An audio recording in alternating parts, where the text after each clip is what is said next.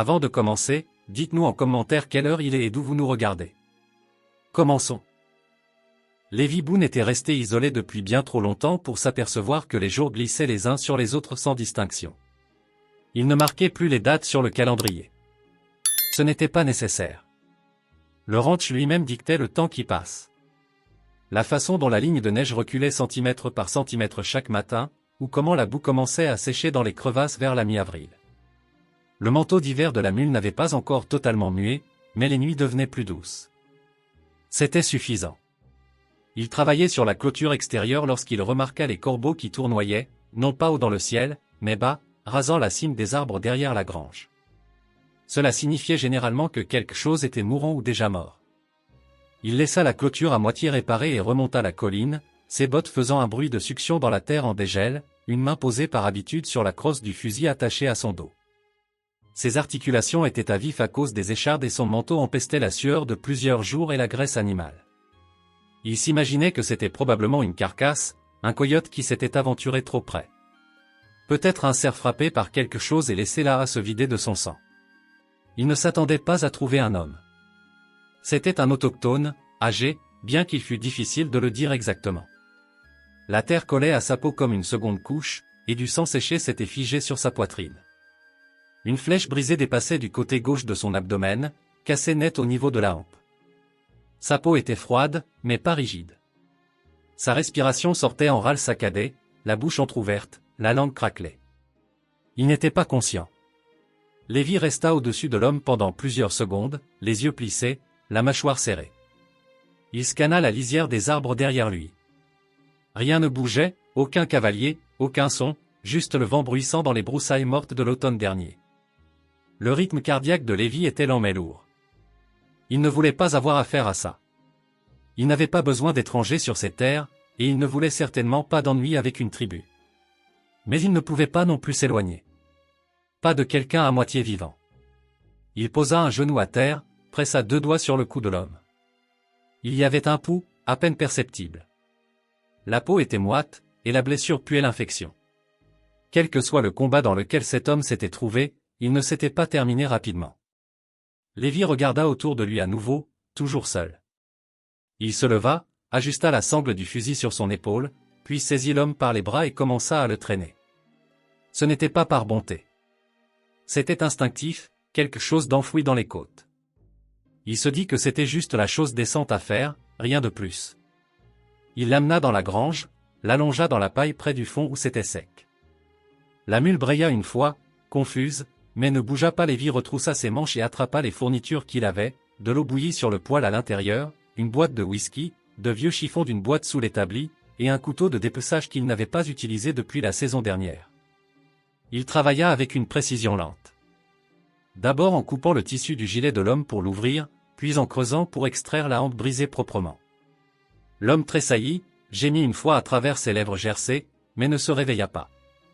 Le sang jaillit vite. Lévi versa le whisky dessus. Le corps eut un spasme, puis devint inerte à nouveau. Il pressa le tissu sur la plaie et l'enveloppa fermement. Il ne parla pas pendant tout ce temps. Il ne pria pas, garda juste sa mâchoire verrouillée et ses yeux concentrés. Quand ce fut fini, il s'assit sur ses talons et prit une longue inspiration. Lévi Boone n'était pas médecin. C'était un ancien éclaireur de l'Union qui avait vu des hommes mourir en hurlant avec moins que ça plantait en eux. Il ne savait pas si l'homme s'en sortirait. Il pensait qu'il y avait une plus grande chance qu'il n'y arrive pas. Pourtant, il sortit une vieille boîte de farine de maïs et la fit cuire finement sur le poêle. Ça n'avait pas de goût, mais ça empêcherait l'estomac de se retourner. Il en versa un peu dans la bouche de l'homme à la cuillère. Une partie resta à l'intérieur. Cette nuit-là, Lévi déroula son propre couchage près de la porte de la grange, garda le fusil proche, le feu bas. Il ne dormit pas. Il surveillait la porte, écoutait le bruit des sabots, des cris, tout ce qui suggérerait que cet homme n'était pas venu seul. Rien ne vint. Le matin suivant, l'homme était toujours en vie. Cela dura 4 jours. Lévi ne lui parla pas une seule fois. Et l'homme ne répondit pas. Il se réveillait parfois, les yeux mi-clos, alerte, mais silencieux. Il buvait ce que Lévi lui donnait. Mangeait le peu qu'il pouvait. Mais il ne donna jamais de nom. Ne posa jamais de questions. Il fixait juste droit devant ou les chevrons comme s'il était tailleur entièrement. Lévi n'avait pas besoin qu'il explique. Il se fichait du combat dont il s'était extirpé. La terre était pleine de rancunes enfouies. De vieilles guerres, de nouvelles. Certains combats n'avaient pas de camp qu'il pouvait nommer. Seulement qui vivait et qui ne vivait pas Lévi travaillait au ranch comme d'habitude. Réparait ce qui avait besoin d'être réparé. Nourrissait le bétail. Transportait des seaux depuis le ruisseau quand la pompe gelait à nouveau. Il ne demandait pas d'aide. Ne s'y attendait pas. Il travaillait juste. Chaque nuit, l'homme devenait un peu plus fort. Au 5e matin, Lévi entra dans la grange avec une boîte de haricots chauds et trouva la couverture vide. La paille était encore chaude. Le bandage était plié soigneusement sur la couverture de sel. Pas de traces dehors, pas de bruit, pas d'adieu. Lévi se tenait dans l'embrasure de la porte, le bol à la main, et regardait le pâturage. C'était calme, froid. Le brouillard ne s'était pas encore levé, et tout semblait un peu trop immobile. Il n'était pas surpris que l'homme soit parti. Les hommes comme ça ne disaient pas merci. Il ne s'attardait pas Lévi non plus, mais quelque chose restait dans l'air. Pas de la peur, pas du regret, juste un sentiment de poids inachevé. Comme si quelque chose avait commencé et n'était pas encore fini. Il mangea seul ce soir-là. Le vent frappa une fois à la fenêtre. Il n'ouvrit pas le journal. Il ne l'avait pas fait depuis des années, mais il le fixa longtemps. Le matin suivant, il y avait du brouillard à nouveau, plus épais qu'avant. Lévi alluma le poêle, se versa une tasse de café, se tint sur le porche avec la tasse à la main. C'est là qu'il l'entendit. Des sabots, 5 d'entre eux, lents, mesurés, venant de la lisière des arbres où le brouillard était dense. Il descendit du porche, la main près de la crosse de son fusil, mais sans dégainer. 5 cavaliers émergèrent à travers la brume. Des femmes, toutes. Chacune chevauchait droit, calme, imperturbable. Elle portait un mélange de cuir, de laine et de fourrure adapté au travail, pas à la cérémonie. L'une avait une sacoche sur l'épaule. Une autre avait un paquet enveloppé dans de la peau. L'une tenait les rênes à main nue et rien d'autre. Elles ne parlèrent pas au début. Puis une femme, grande et large d'épaules, s'avança. Sa voix était claire. « Vous avez aidé notre aîné, dit-elle. » Lévi ne dit rien. « Nous sommes venus par choix. Nous ne prendrons rien. Nous sommes venus aider ce qui a besoin d'être reconstruit. » Il regarda derrière elle vers la grange, puis vers la clôture à moitié réparée, puis le corral vide. L'endroit n'avait pas vu de travail correct depuis des années. Il savait à quoi cela ressemblait. « Vous ne me devez rien, dit-il, la voix rauque de sommeil et de désuétude. Nous sommes venus pour la terre, dit la femme. Pas seulement pour vous. Elles mirent pied à terre. Sans demander, elles commencèrent à marcher vers les dépendances, la grange, le hangar, le fumoir, comme si elles connaissaient déjà la disposition, comme si elles avaient déjà décidé. Lévi ne bougea pas pour les arrêter. Il regarda jusqu'à ce que la dernière disparaisse derrière un hangar. Puis il remonta sur le porche, le café devenu froid dans sa main, et s'assit lourdement. Il n'avait pas voulu faire partie de quoi que ce soit. Il n'avait certainement pas demandé ça. Mais maintenant, le silence autour du ranch n'était pas vide. Et pour la première fois en 3 ans, il ne se sentait pas comme le seul à essayer de maintenir l'endroit debout. Les femmes n'attendirent pas d'instructions. Au moment où le soleil perça le brouillard, elles avaient déjà commencé. Lévi regardait depuis le porche alors qu'elles se déplaçaient autour du ranch avec un but calme et déterminé. Personne n'élevait la voix. Personne ne demandait la permission. L'une d'elles portait une petite hachette et commença à dégager les branches cassées près du fumoir. Une autre était déjà dans la grange, tirant de vieilles bâches et inspectant les selles. Celle avec un paquet de peaux l'avait déballé soigneusement pour révéler des lanières de viande séchée et un petit paquet de baies séchées. Elle le laissa sur les marches de la cabane sans un mot. Lévi ne les avait pas invités. Il ne leur avait pas dit de rester, mais elles restèrent quand même. Et ce qui le surprit plus que tout, c'est qu'il ne leur dit pas de partir. Ce n'étaient pas des colons. Elles ne bougeaient pas comme des gens incertains de leur place. Elles ne semblaient pas impressionnées par la terre ni effrayées par elle. Elles travaillaient comme si elles appartenaient ici, comme si le sol connaissait déjà leur nom. Ce matin-là, Lévi sella son cheval par habitude, mais n'alla pas en ville. Il le marcha juste jusqu'à la clôture du pâturage et resta là, regardant le givre se lever de l'herbe tandis que les 5 femmes se dispersaient sur la propriété comme si elles vivaient là depuis des mois. Il n'avait pas demandé leur nom, mais elle ne les avait pas offerts non plus, sauf une. La plus jeune fut la première à l'approcher. Elle ne parla pas tout de suite. Elle portait un seau d'eau et s'arrêta près du portail, son manteau poudré de foin, ses bottes incrustées de boue. Elle avait des cheveux noirs tirés en arrière dans une tresse lâche et une sorte de calme sur son visage qui la faisait paraître plus vieille qu'elle ne l'était. Elle ne sourit pas, ne détourna pas le regard quand il croisa ses yeux. Il hocha la tête une fois. Elle rendit le geste, puis continua de marcher. Plus tard, il la trouva dans la grange, brossant son cheval comme si elle l'avait fait 100 fois. Les animaux restaient calmes, les narines dilatées, les yeux détendus. Lévi n'interrompit pas, s'appuya juste contre l'embrasure de la porte et regarda. Elle le regarda une fois. « Je m'appelle Asha, dit-elle. » Sa voix était basse. « Égal. » Il attendit un moment avant de répondre. « Lévi. » Elle hocha la tête et continua de brosser. C'était tout. La femme la plus âgée, il devinait peut-être dans la quarantaine, passa la plupart de sa journée près du hangar, triant de vieux outils, tirant du métal rouillé dessous l'appentis, mettant de côté ce qui pouvait être sauvé. Elle bougeait avec autorité comme si elle avait dirigé son propre camp une fois et n'avait pas oublié comment. Elle ne parlait pas, mais il pouvait voir la façon dont les autres suivaient son exemple. Quand l'une des plus jeunes semblait incertaine, elle n'expliquait pas. Elle montrait juste, puis passait à autre chose.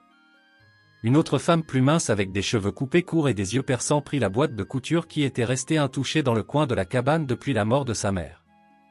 Il ne se souvenait même pas qu'elle était là. Elle s'installa près de la marche avant et commença à réparer l'une des couvertures de celle déchirée. Elle fredonnait doucement pendant qu'elle travaillait, un son doux, sans air, régulier. La 4e femme resta près de la lisière des arbres la plupart de la journée. Elle bougeait lentement avec une boiterie. Il la vit s'accroupir au bord du pâturage plus d'une fois. Son regard fixé vers l'extérieur, surveillant. Elle ne prenait pas part au travail. Pas visiblement, mais elle ne se reposait pas non plus. Ses yeux étaient alertes, scannant l'horizon comme si elle s'attendait à ce que quelqu'un vienne, ou peut-être s'assurait que personne ne le faisait. La 5e femme commença un petit foyer derrière la cabane. Dégagea les mauvaises herbes, rassembla des pierres. En milieu d'après-midi, elle écrasait quelque chose dans un bol en bois, des herbes peut-être ou des racines séchées, et les étalait sur une bande de tissu pour sécher.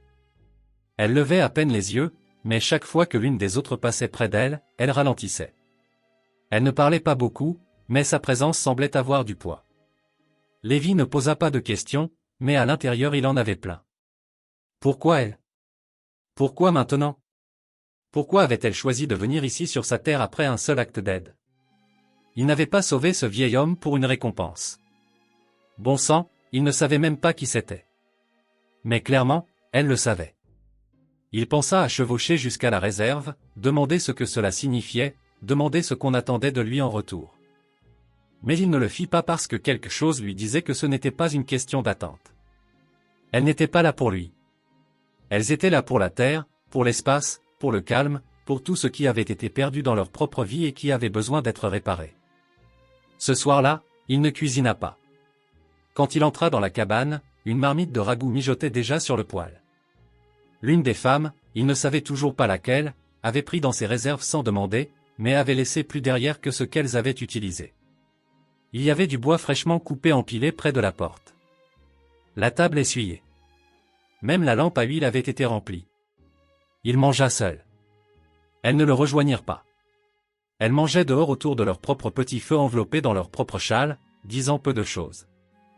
Lévi s'assit près de la fenêtre longtemps après avoir fini, regardant le scintillement de leur flamme à distance. Il ne se sentait pas menacé, mais il ne se sentait pas en contrôle non plus. Et étrangement, cela ne le dérangeait pas. Il n'avait pas parlé à une autre personne plus de quelques mots depuis des années. Il avait construit des murs autour de ses habitudes, sa douleur, le passé. Maintenant, sans avertissement, elles avaient traversé tout ça, pas par la force, mais par pure insistance silencieuse. Avant de se coucher, il sortit de la grange pour vérifier les chevaux. Asha était là encore, seule. Une lanterne pendait d'une poutre, une lumière basse projetant son visage dans une ombre douce. Elle brossait la jeune jument, lentement et régulièrement. Elle ne leva pas les yeux quand il entra. Après une longue pause, elle parla. Nous ne vous avons pas été donnés, dit-elle. Aucun homme ne nous possède. Pas même celui que vous avez sauvé. Il resta là incertain de comment répondre. Elle posa la brosse, ramassa un petit objet sculpté dans la caisse d'alimentation, s'approcha, et le lui tendit. Un pendentif fait d'os enfilé sur du cuir brut. Vous avez nourri un homme mourant, dit-elle.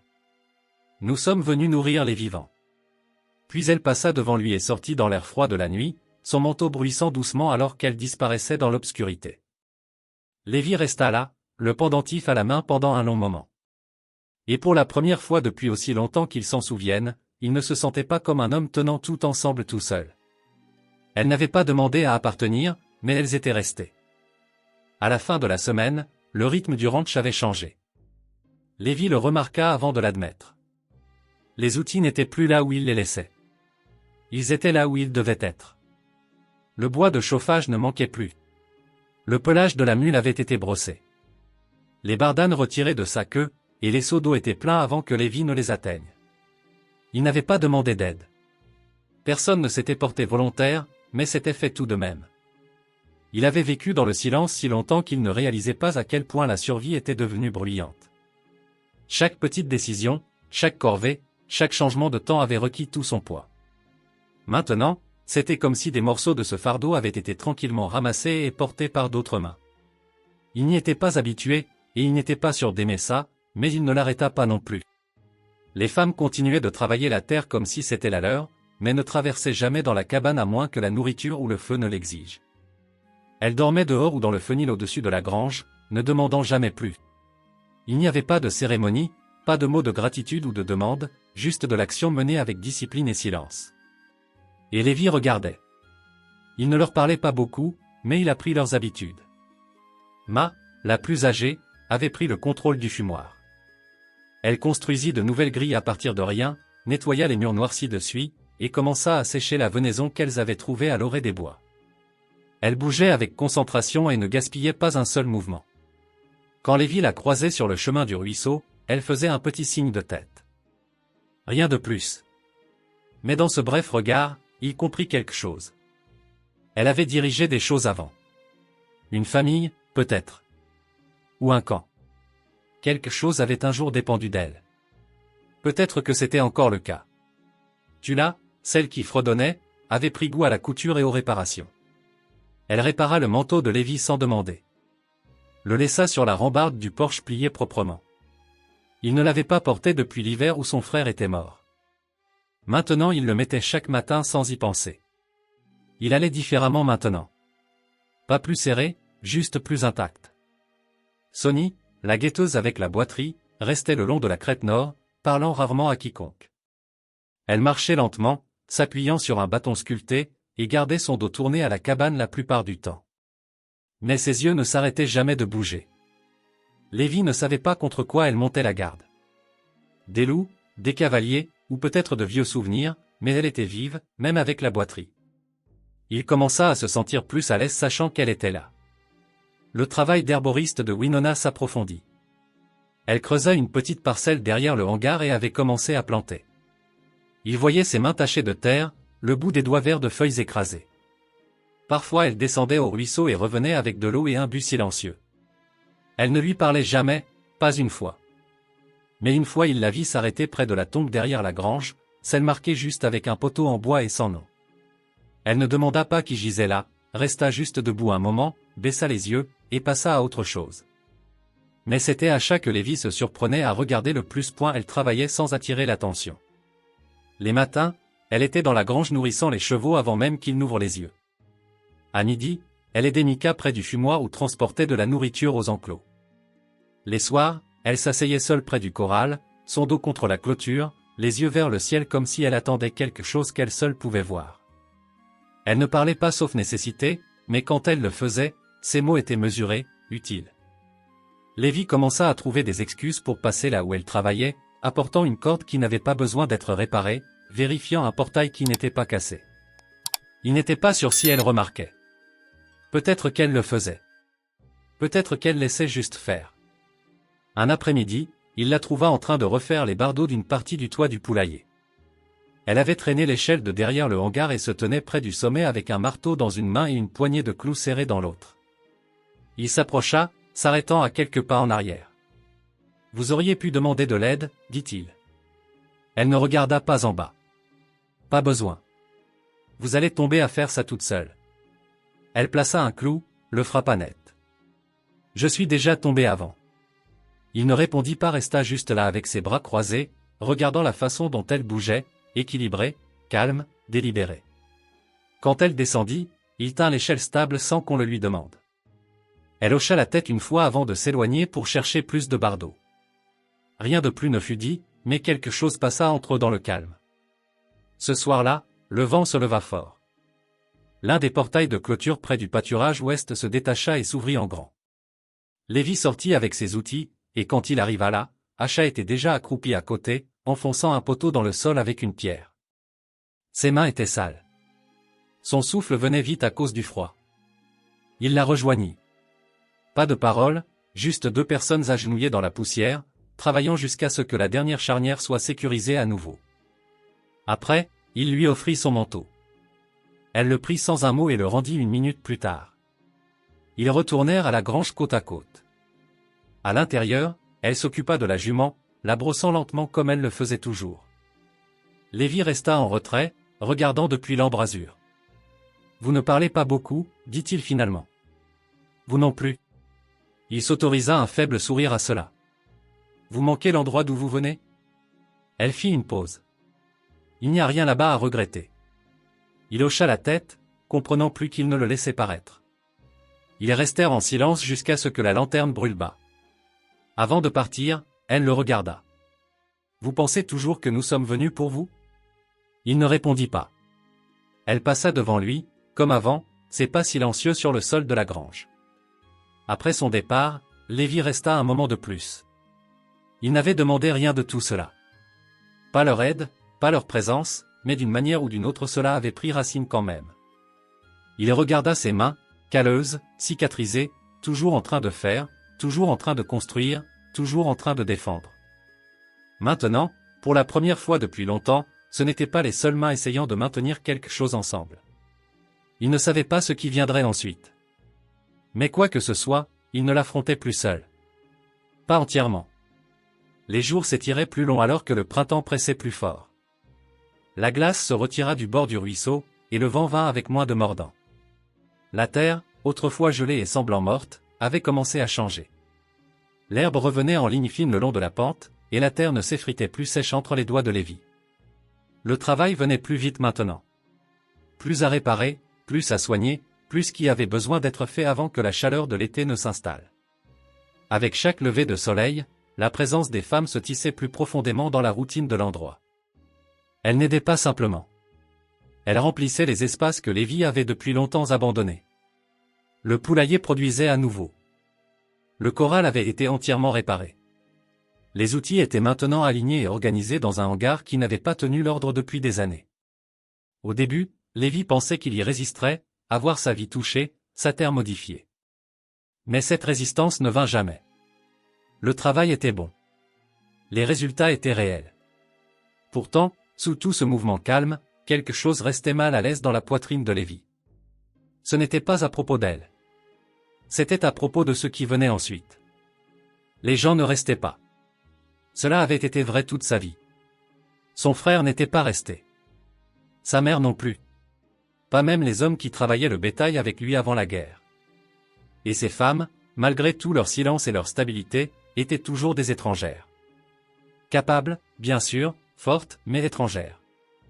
Il continuait d'attendre que quelque chose se brise. Et cela arriva. Juste pas de la façon dont il s'y attendait. Cela commença quand il alla en ville pour des provisions. Première fois depuis des semaines. Il n'aimait pas être là-bas. Il n'avait jamais aimé. Mais la farine était partie et le sel s'épuisait. Les femmes n'avaient rien demandé. Ne l'avaient même pas mentionné. Mais il savait qu'elles le remarqueraient bientôt. Alors il attela le chariot et partit. Bottes raides, chapeau bas, yeux plissés. Le magasin général de Grady n'avait pas changé. Même toit incliné, même cloche rouillée au-dessus de la porte, mêmes yeux fatigués derrière le comptoir. Lévi entra et le sentit immédiatement, le changement dans l'air. Le vieil homme derrière le comptoir leva les yeux, puis les baissa, la mâchoire se serrant. Deux hommes près du poêle arrêtèrent de parler complètement. L'un d'eux, un éleveur aux épaules épaisses nommé Roi Dinsmore, hocha la tête lentement, mais ce n'était pas amical. Lévi continua de marcher, prit du sel, de la farine, de l'huile, et une bobine de corde. Au comptoir, Grady ne parla pas tout de suite, mit juste les articles en sac, la mâchoire travaillant. Puis il eut de la compagnie là-haut. Lévi ne répondit pas. Grady fit un petit reniflement par le nez. « J'ai entendu dire qu'elles ne sont pas blanches. » Lévi le regarda une fois, direct. Aucun changement d'expression. « Ça ne vous concerne pas, dit-il. »« Peut-être pas, marmonna Grady. Mais c'est une petite ville. Les gens remarquent des choses. » Lévi compta l'argent lentement. « Laissez-les remarquer. » Il sortit sans un autre mot. Sur le trajet du retour, le soleil battait sur ses épaules, mais il le sentait à peine. Le commentaire restait avec lui, cliquetant dans son esprit. Il n'avait pas pensé à quoi cela ressemblait. Un homme comme lui vivant seul depuis des années, partageant maintenant la terre avec 5 femmes autochtones dans ce territoire. Les gens n'avaient pas besoin de beaucoup de raisons pour transformer des histoires en menaces. Quand il arriva à la maison, Asha attendait près de la grange. Elle ne demanda pas où il avait été, mais elle regarda le chariot, le sac de sel coincé à côté du bidon d'huile et fit un signe de tête comme si elle comprenait plus que ce qu'il disait. Il voulait lui dire ce qui avait été dit en ville. La prévenir peut-être, mais il ne le fit pas. Il détela juste le cheval et elle marcha à ses côtés en silence. Cette nuit-là, le vent se leva fort. Des nuages d'orage arrivèrent sans avertissement. Le foyer extérieur dut être démonté et les volets du fumoir furent boulonnés serrés. Mika bougeait vite dans l'obscurité, c'est pas sûr. Tula passa une bâche sur les bacs à graines. Sonny se posta à nouveau près de la crête, même alors que la pluie commençait à couper de côté. Winona resta dans le hangar triant et séchant ce qu'elle pouvait sauver des herbes. Pas de panique, juste du mouvement. À l'intérieur de la grange, Asha travaillait à la lumière de la lanterne brossant les chevaux pour les sécher. Lévi entra trempé, l'eau ruisselant de son manteau, les bottes boueuses. « L'orage passera d'ici le matin, dit-elle sans lever les yeux. « Ouais. » Il s'avança à côté d'elle, s'appuya sur la poutre, regarda la jument se calmer sous ses mains. Il parle en ville. Elle arrêta de brosser, attendit. Ils disent des choses sur vous étant ici, sur nous tous. Pourtant, elle ne dit rien. Il avala difficilement. Je me fiche de ce qu'il pense, mais je pense qu'il pourrait commencer à agir. Elle hocha la tête lentement. Ils le font toujours. Il n'y avait pas de peur dans sa voix, juste de la lassitude, une vérité silencieuse. Elle avait vécu cela trop de fois. Je ne veux juste pas que ça devienne laid. Asha posa la brosse, essuya ses mains sur sa jupe, se tourna pour lui faire face. Vous avez sauvé l'un des nôtres. Nous sommes venus pour répondre à ça. Nous sommes venus pour travailler, pas pour nous cacher. Ses yeux restèrent sur les siens, stables. S'il n'aime pas ça, dit-elle, ce n'est pas notre fardeau à porter. Lévi respira lentement. Il voulait argumenter, offrir protection, suggérer qu'elle se retire, fasse profil bas, ne remue pas les os. Mais il ne le fit pas, parce que le regard dans ses yeux lui disait une chose. Elle n'avait pas peur de ce qui arrivait. Pas parce qu'elles étaient naïves, mais parce qu'elles avaient affronté pire déjà. Cette nuit-là, il s'assit dans la cabane longtemps après que les autres furent devenues silencieuses. La pluie martelait le toit. Le vent poussait fort contre les carreaux de la fenêtre. Il pensa à partir. Pas pour toujours, juste pour quelques jours. Donner à la ville le temps de se calmer. Mais ensuite il regarda par la fenêtre vers la grange, vit la lanterne briller encore faiblement, et réalisa quelque chose qui ne lui était pas venu à l'esprit jusqu'alors. S'il partait, elle resterait. Elle ne se disperserait pas, ne courait pas. Elles n'étaient pas ici pour un abri ou la sécurité ou lui. Elles étaient ici parce qu'elles avaient choisi de l'être. Et si les ennuis venaient, elles les rencontreraient ensemble. Il posa le pendentif qu'Asha lui avait donné sur la table. Le fixa un long moment. L'os sculpté était frais au toucher, lisse sur les bords. Il n'avait pas voulu faire partie de quoi que ce soit, mais d'une manière ou d'une autre, sans force ni invitation, il l'était. Et au fond, une partie de lui ne voulait pas lâcher ça. Pas maintenant. L'orage passa pendant la nuit, laissant derrière lui une étendue de silence dur et cassant. Le genre qui s'installe après que la foudre a brûlé le dernier bruit dans le ciel. L'eau pendait dans l'herbe et s'accumulait dans les ornières du chariot, et l'odeur de terre mouillée persistait longtemps après que les nuages se furent dissipés. Le matin se leva froid et gris. Lévi sortit sur le porche avec le café encore à la main. La porte de la grange était déjà ouverte. Le manteau d'achat pendait à un clou juste à l'intérieur. Au-delà du hangar, Ma et Winona traînaient une bâche sur un tas de bois fendu. Sonny se tenait au même endroit qu'elle le faisait toujours, près de la lisière des arbres avec ses yeux fixés sur l'horizon. Tula transportait du petit bois dans un sac qu'elle avait cousu elle-même. Elles ne le regardèrent pas, ne demandèrent pas ce qui venait ensuite, mais quelque chose avait changé. La tension de la ville était toujours assise sous les côtes de Lévi, serrée et inachevée. Il s'était attendu à ce que le temps l'adoucisse. Ce n'était pas le cas. Les nouvelles voyageaient plus vite que les chevaux dans des endroits comme celui-ci. Et certains hommes n'avaient pas besoin de beaucoup plus qu'une rumeur pour commencer des ennuis. Il marcha vers la grange. Asha brossait la stalle à nouveau. Comme toujours, ses mains méthodiques et calmes. Elle regarda par-dessus quand il entra. « Vous n'avez pas dormi ?» dit-elle. Il secoua la tête. « Je ne me sentais pas bien. » Elle retourna à la brosse sans commentaire. Il s'appuya contre la barrière.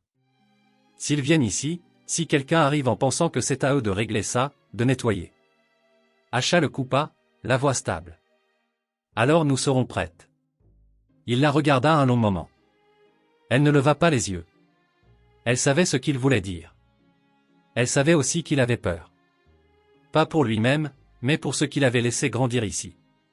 Quelque chose qu'il pensait temporaire, mais maintenant ne pouvait imaginer la terre sans. Cet après-midi-là, le premier cavalier vint.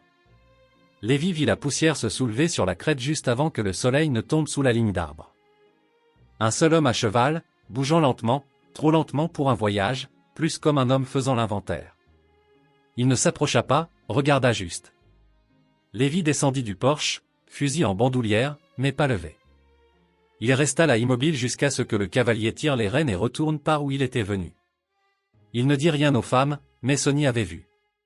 Elle vint à lui après la tombée de la nuit, sa boiterie plus lourde que d'habitude, et fit un signe de tête vers l'ouest. « La prochaine fois, ils viendront plus près, dit-elle. Je sais que vous n'êtes pas la raison pour laquelle ils viendront. » Il la regarda.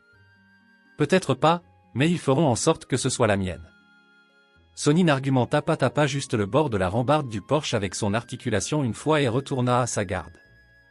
Lévi rentra et alluma la lanterne, le pendentif qu'Asha lui avait donné était toujours sur la table. Il le ramassa, le pouce traçant le bord de la sculpture. Le matin suivant, il fit son choix. Il sella son cheval et alla en ville, pas pour de la farine, pas pour des outils, mais pour quelque chose de plus lourd. Quand il revint, un fusil à répétition était posé en travers de sa selle et une boîte de cartouches dans son manteau. Il les rangea dans le placard sous l'âtre. Ne dis rien à ce sujet. Mais quand Ma passa par la cabane plus tard, elle ouvrit la porte, regarda en bas, et la referma sans un mot. Ce soir-là, il les appela à l'intérieur. Les 5 femmes se tenaient près du foyer alors que le soleil tombait bas. Personne ne s'assit. Lévi ne fit pas les 100 pas, ne s'éclaircit pas la gorge, parla juste, la voix basse et ferme. « Vous avez fait plus pour cet endroit que je n'ai fait en 3 ans, dit-il. Je n'ai pas demandé ça, mais je le vois maintenant. Je sais ce que vous construisez. » Elles écoutaient sans interrompre.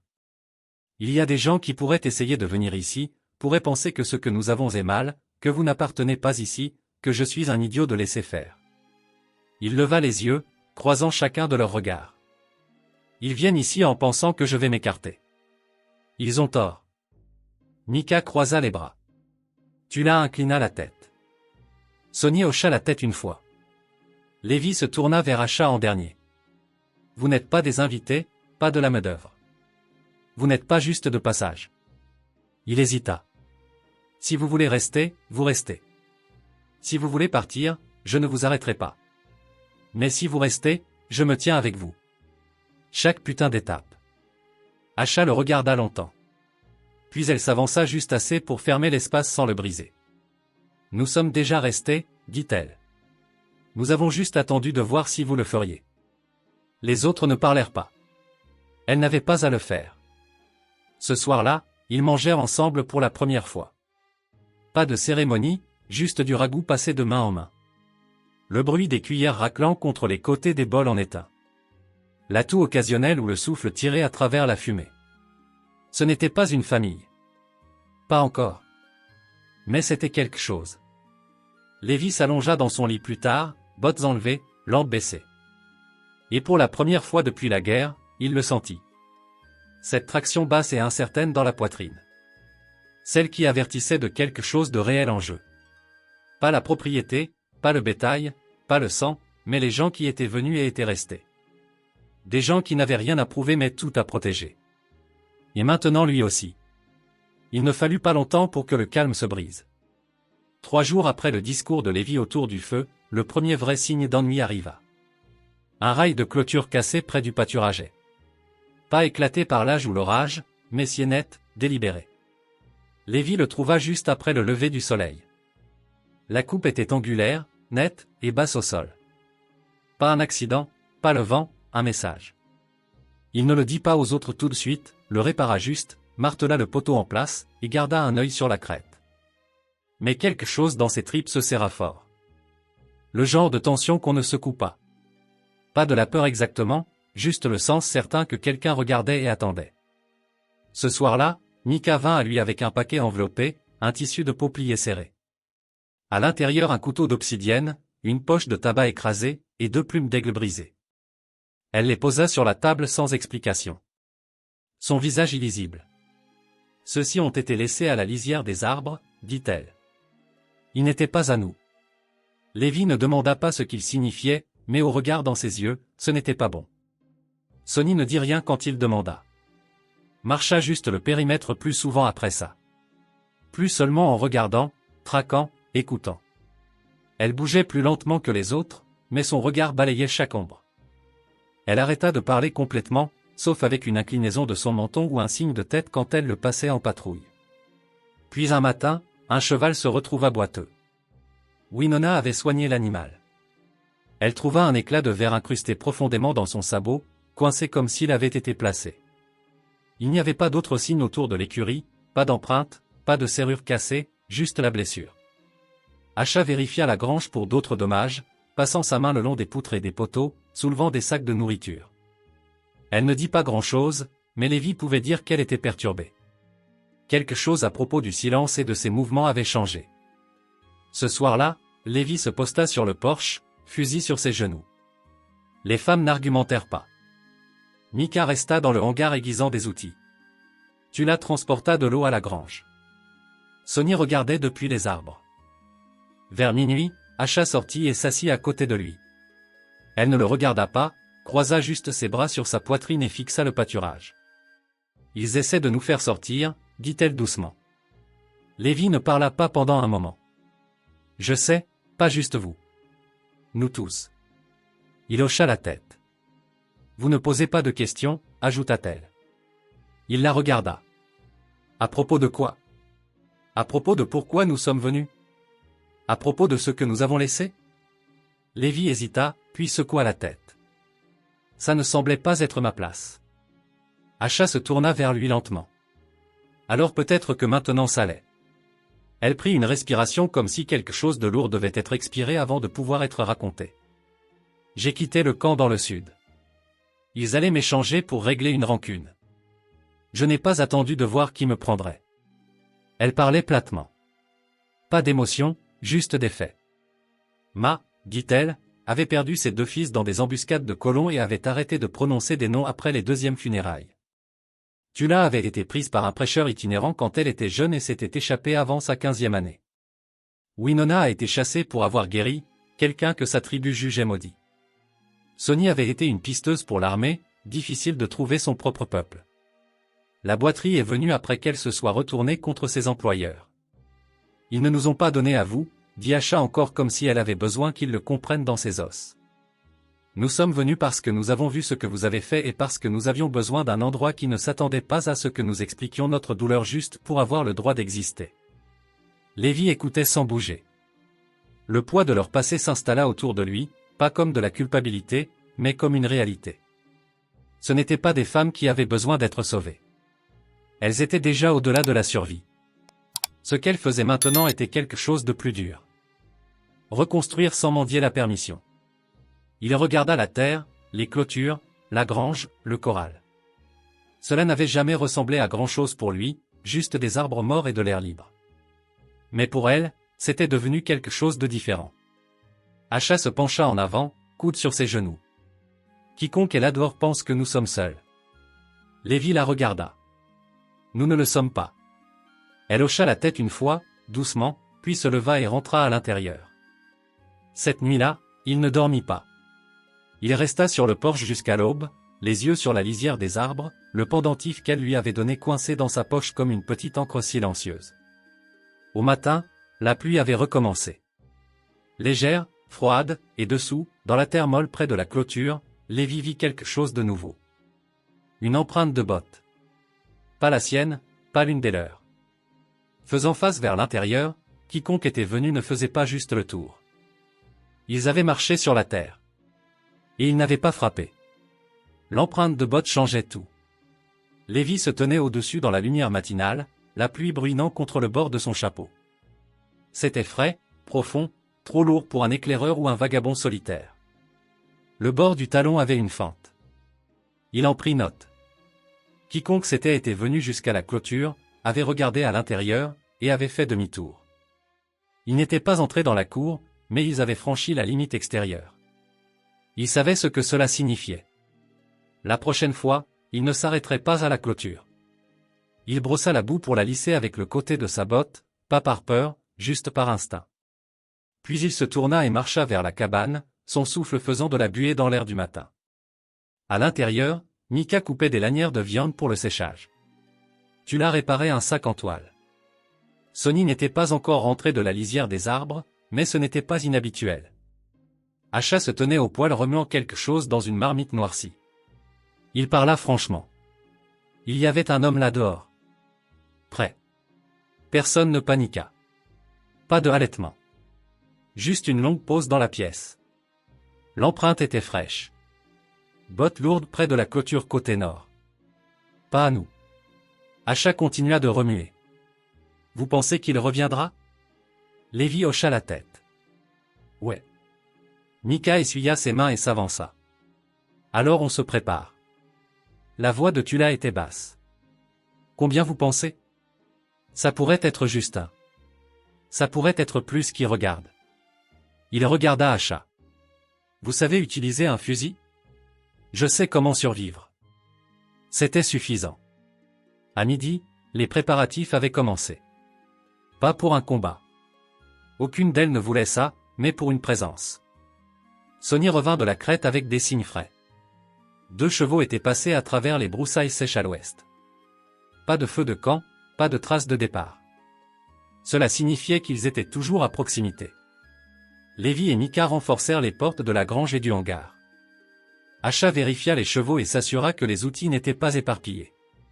Tula cacha la viande séchée dans la trappe de la cave sous la cuisine. Winona retira doucement les bocaux d'herbe de l'étagère et les enterra dans un paquet de tissu près du fumoir. Personne ne parla de partir. Ce ne fut même pas mentionné. Ce soir-là, Lévi marcha le périmètre seul, fusil à la main, lanterne éteinte. Chaque ombre semblait plus proche, chaque son plus net. Toujours pas de signe d'entrée. De retour à la cabane, le feu brûlait bas. Les femmes étaient rassemblées autour de la table, ne mangeant pas, ne parlant pas, juste assises. Le silence était différent d'habitude. Pas lourd, pas effrayé. C'était le silence de gens qui avaient déjà fait la paix avec ce qu'ils avaient choisi. Lévi entra et appuya un fusil près de la porte. Il regarda autour de la pièce chacune d'elles, puis parla. On pourrait les faire reculer. Si on montre qu'on n'est pas mou, qu'on n'attend pas. Mika croisa son regard. Ils ne s'attendront pas à ce que nous soyons unis. Ils viendront en pensant que quelqu'un ici pliera en premier, ajouta Asha. Ils s'attendront à ce que vous vous choisissiez vous-même, dit Tula. Pas nous tous. Lévi n'argumenta pas. Il savait qu'elles avaient raison. C'est comme ça que ces choses allaient. Diviser, isoler, menacer celui vu comme le plus faible, et attendre que le reste s'écarte. Mais ce que ces hommes ne savaient pas, ce que personne en ville ne savait, c'était ce qui avait été construit ici dans le calme. Ce qui avait pris racine dans les jours partagés, le labeur sans mots, l'acte simple de rester. Le matin suivant apporta ce qu'ils attendaient tous. 3 cavaliers, tous armés, visages à moitié ombragés sous des chapeaux à calotte basse. Ils n'approchèrent pas vite, ne dégainèrent pas, vinrent juste au bord du pâturage et attendirent, les chevaux piétinant dans la terre, respirant fort. Lévi sortit pour les rencontrer, fusil sur l'épaule. Acha suivait 2 pas derrière. Puis Ma, Tula et Winona se tinrent dans l'embrasure de la grange, regardant. Sonny n'était nulle part en vue, mais Lévi savait qu'elle était proche, regardant depuis la lisière des arbres, fusil caché dans les sous-bois. Le cavalier de tête parla le premier.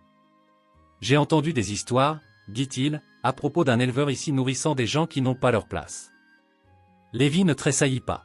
« Vous devez être perdu. » L'homme se pencha en avant sur sa selle. « Beaucoup de gens en ville n'aiment pas l'idée que vous gardiez compagnie avec des étrangers. Alors ils sont les bienvenus pour rester en ville. » L'un des autres rit sous son souffle.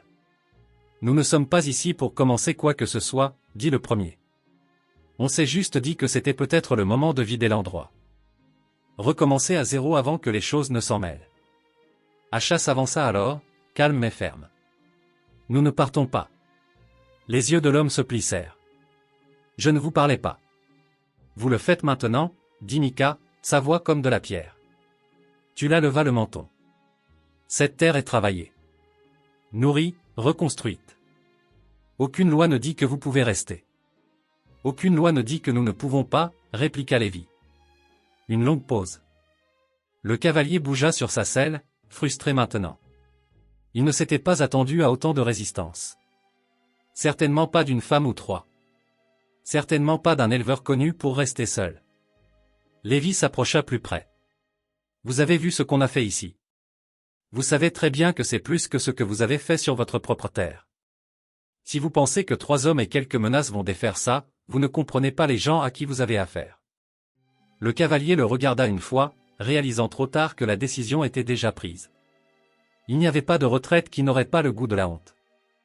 Mais il n'y avait pas non plus de prochain mouvement qui ne laisserait pas de sang dans la terre.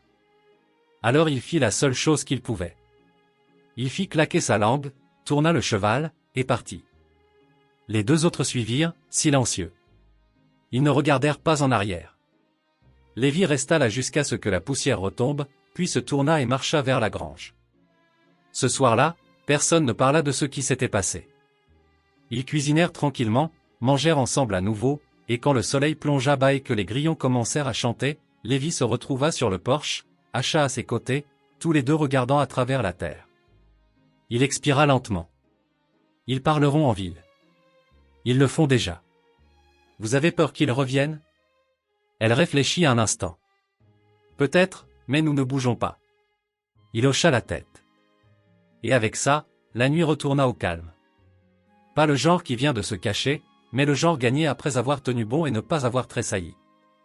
Pendant 2 jours, il y eut du calme à nouveau. Mais cette fois, personne ne le confondit avec la paix. Lévi se levait avant l'aube, patrouillant la ligne de clôture avant le café. Sonny déplaça sa garde plus loin sur la crête. Acha gardait son couteau à la hanche même en brossant les chevaux.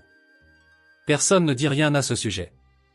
Il savait juste que les hommes n'étaient pas revenus, mais leur absence avait un poids. Quelque chose d'enroulé, attendant. Lévi ne doutait pas que plus allait venir. Mais il comprenait aussi ce qui était en jeu maintenant. Ce n'était pas juste garder la terre intacte. C'était rendre clair qu'il ne laisserait jamais cela être démonté à nouveau. À l'intérieur de la cabane, l'air semblait différent. Le calme était plus serré, moins confortable, pas effrayé, mais concentré, comme si chaque personne attendait que la prochaine fissure apparaisse, le prochain test. Lévi ne voulait pas le dire à voix haute, mais il savait ce que les autres pensaient probablement aussi. Que se passe-t-il si cela ne s'arrête pas? Il sortit sur le porche en milieu de matinée, café fumant à la main. Acha se tenait près du corral, nourrissant la jument à la main. Ses mouvements étaient calmes, mais son dos était droit, les épaules tendues. Mika empilait du bois près du hangar, plus lentement que d'habitude. Sa boiterie avait empiré pendant la nuit. Lévi le nota, ne dit rien. Elle n'accueillerait pas l'inquiétude. Il scanna la crête à nouveau. Rien. À midi, Tula revint du ruisseau sans sa légèreté habituelle.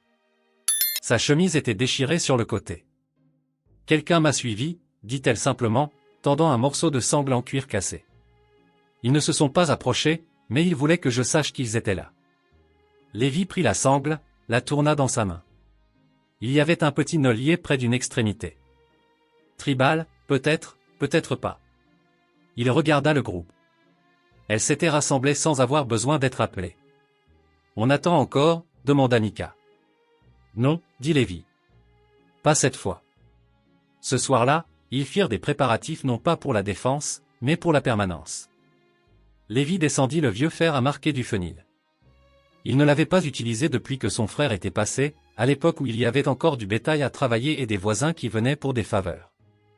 Il l'étala sur la table de la cabane. On le revendique proprement, dit-il. Mettre notre marque sur la clôture, la grange, le portail. Qu'il voit que cet endroit est réclamé. Il se tourna vers Acha. Vous avez dit que cette terre ne m'appartient pas. Vous aviez raison, mais elle nous appartient maintenant si nous le disons. Acha le regarda longuement et à niveau. Puis hocha la tête une fois. Ils travaillèrent tard dans la nuit. Tula cousit un symbole dans le coin de la nouvelle toile sur le hangar. Mika en peignit un autre à travers la porte du fumoir avec du charbon écrasé et de l'huile. Winona plaça 3 pierres en triangle derrière le lit d'herbe, un signe de la lignée de sa mère. Sonny laissa une tresse de ses propres cheveux liés au poteau principal au corral, et Lévi, avec Acha se tenant à côté de lui, pressa le fer rouge chaud dans le portail extérieur. Le bois siffla, noircit et fuma. Ce n'était pas juste une lettre. Ce n'était pas juste une marque. C'était la ligne entre avant et maintenant. Le matin suivant, ils attendirent. La mi-journée apporta le bruit de sabots à nouveau. Cette fois, 6 cavaliers. Ils vinrent en ligne, lents mais pas prudents. Visages différents d'avant. Nouveaux hommes, mais la même intention. Lévi se tenait devant la grange, fusil en travers de sa poitrine, pas levé, juste présent. Les femmes se tenaient avec lui, une de chaque côté, pas de mots entre elles. Le cavalier de tête s'arrêta juste avant le corral. Ses yeux balayèrent la marque sur le portail, les symboles sur les portes, la façon dont la terre était passée de sauvage à quelque chose de construit, façonné, travaillé. Vous n'êtes pas d'ici, dit l'homme, la voix épaisse de jugement. Non, répondit Lévi. Mais nous ne partons pas non plus. Le cavalier regarda les femmes. Elles ne sont pas votre famille. Elles le sont maintenant, dit Lévi. Un autre cavalier prit la parole. Vous savez à quoi ça ressemble? Un homme protégeant des choses qu'il ne comprend pas. Se faisant tuer pour des gens qui n'appartiennent pas. Mika s'avança, la voix claire et stable. Nous n'appartenons nulle part assez longtemps. Ça s'arrête ici. Tula ajouta, vous voulez qu'on parte? Venez nous prendre. Mais vous ne partirez pas fiers. Les hommes bougèrent sur leurs selles, mains tressaillant près des étuis, mais personne ne dégaina. Acha bougea aux côtés de Lévi, couteau à sa ceinture, regard verrouillé sur l'homme de tête. Vous pensez que le silence signifie la faiblesse, dit-elle. Ce n'est pas le cas. Lévi observait les hommes. Il vit le doute dans leurs yeux. Pas la peur, juste l'hésitation. Ils étaient venus en s'attendant à l'isolement, la division. Mais ce qu'ils voyaient maintenant était autre chose. L'unité. Le chef cracha dans la terre. Tourna son cheval sans un mot. Le reste suivit. Alors qu'il disparaissait le long de la crête, Lévi expira, lent, égal. Il regarda les autres. Personne ne sourit. Mais quelque chose s'installa. Pas le soulagement, pas la victoire, juste quelque chose de final. Cette nuit-là, le feu brûla plus longtemps. Winona fit passer une marmite de ragoût, plus riche que d'habitude. Sonny resta près de la porte, mais même elle s'assit. Lévi regarda les visages autour de la table. Il ne le dit pas à voix haute, mais il le pensa.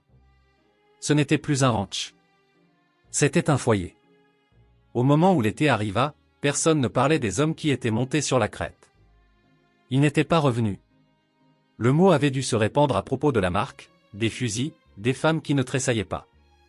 La ville arrêta de regarder vers le ranch. Ou peut-être qu'elle ne savait juste plus comment le faire. Quoi qu'il en soit, le silence était d'un nouveau genre. Pas menaçant, juste distant. Lévi ne chevaucha plus en ville. Il n'en avait pas besoin. Le ranch fournissait plus qu'il ne l'avait fait depuis des années. Le poulailler se remplissait d'œufs. Le petit jardin derrière le hangar commença à faire germer des rangées de haricots et de courges. Les chevaux gardaient du poids malgré la chaleur. Quand une pompe rouillée tomba en panne près du ruisseau, Asha et Mika la démontèrent et la réparèrent sans un mot. À présent, tout bougeait comme c'était toujours censé le faire. Certaines choses changèrent tranquillement. La boiterie de Mika devint moins perceptible. Sa voix, autrefois bordée d'acier, s'adoucit quand elle appelait à l'aide pour le bois de chauffage. Tula construisit une balançoire en bois entre deux frênes près du champ et l'utilisait chaque soir, fredonnant des chansons qui ressemblaient moins à des souvenirs et plus au début de quelque chose de nouveau. Winona laissa ses bocaux dehors à nouveau, alignés proprement sur l'étagère de la cabane, non gardés, non cachés. Sonny commença à dormir à l'intérieur près de la fenêtre où elle pouvait toujours surveiller les arbres, mais n'avait plus besoin de le faire debout. Asha passait plus de temps près de la cabane maintenant. Pas toujours à l'intérieur, mais proche. Lévi la trouvait souvent près de la clôture du corral, assise avec ses genoux ramenés contre sa poitrine, les yeux sur la terre ouverte. Elle ne parlait toujours pas beaucoup. Elle n'en avait pas besoin. Un matin, après une nuit tardive à réparer le toit de la grange, Lévi se réveilla à l'odeur du pain frais.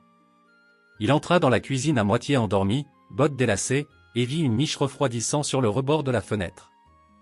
Asha était près du poêle, manches retroussées, cheveux attachés en arrière avec une lanière de cuir de sa vieille selle.